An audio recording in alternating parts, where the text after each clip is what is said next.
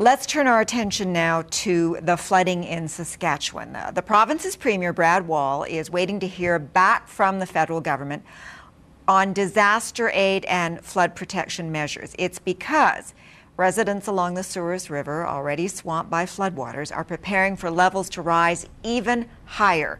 It's been raining for days, and the province plans to release more water from the dams in the southeast that will cause more flooding. At least 800 people have been forced from their homes.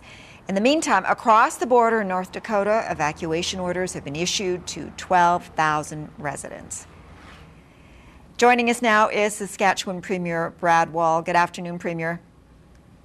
Sandy, hello. Put this in context for us. How bad is the situation? Is it unprecedented in terms of the kind of flooding that you've seen in Saskatchewan before?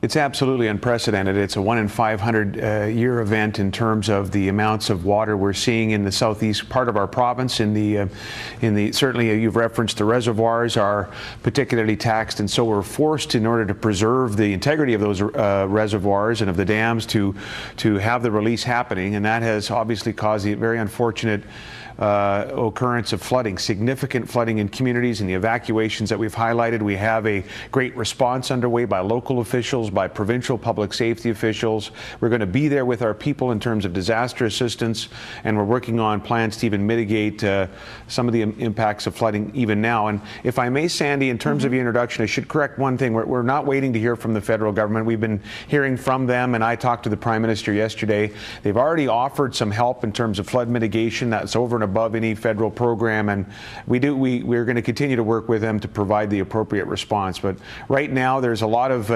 heroic activity happening in the southeast on the part of volunteers and local officials who are fighting this flood and taking care of people who are unfortunately out of their homes.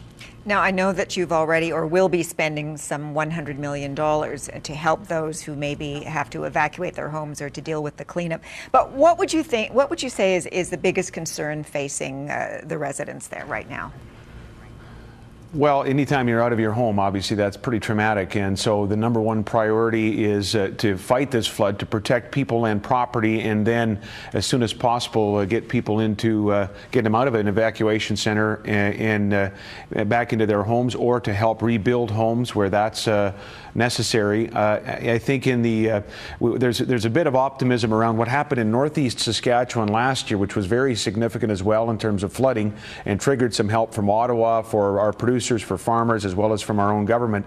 Well, we see up in that same area that was flooded very desperately last year, where seeding is basically complete and things have returned by and large to normal. So that's a hope, I know, for people in southeast Saskatchewan, but we're not waiting on that. We're helping to fight the flood. We're helping communities do that, and as soon as possible get people into their homes and start rebuilding their homes where that is possible. The amount of release from the reservoirs is coming down incrementally, but of course that could change if we get some more rain. Well, and you've had 5 days of rainfall up to this point, and certainly the spring flood season was supposed to have ended, but it's not. So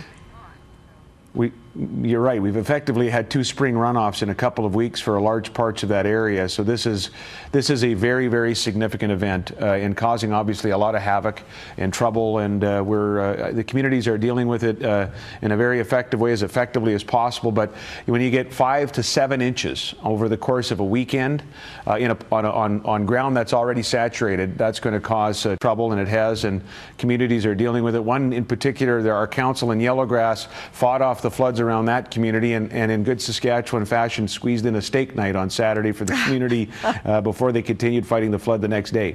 Glad to hear everybody's optimistic that this thing will be resolved quickly and safely. Okay, thank you so much, Premier, for joining us this afternoon. Thanks for the time, Sandy. Premier Brad Wall in Saskatchewan. We're going to take a break and we'll be right back.